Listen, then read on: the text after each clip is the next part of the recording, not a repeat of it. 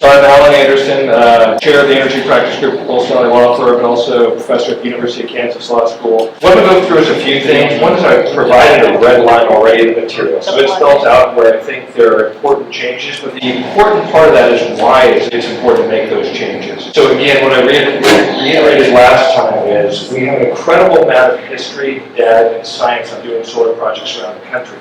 Again, it's new here, but the things you heard last time, and I heard, and the things you'll continue to hear today are either things that are absolutely studied and part of the process, and that can be wildlife management, U.S. Fish and Wildlife, as well as the state, with rigorous processes for both of those. You'll hear things about chemicals. They just simply are not true.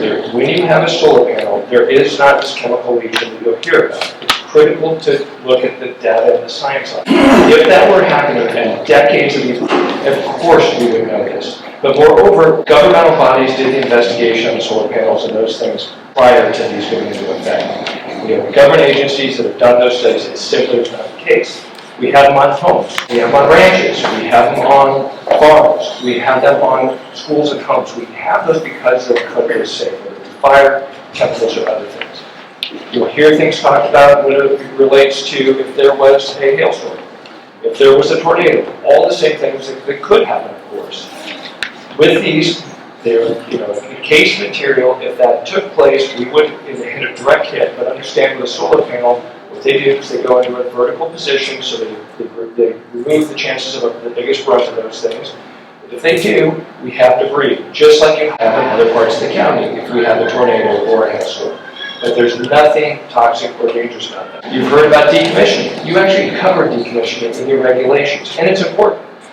It'll be the most safe thing you have in relation to the end of life than any other. I would guess that there's not a single thing in the county that has a security in place for if that thing goes away. You will for the solar project. What you have here is a situation where there are people that don't want it.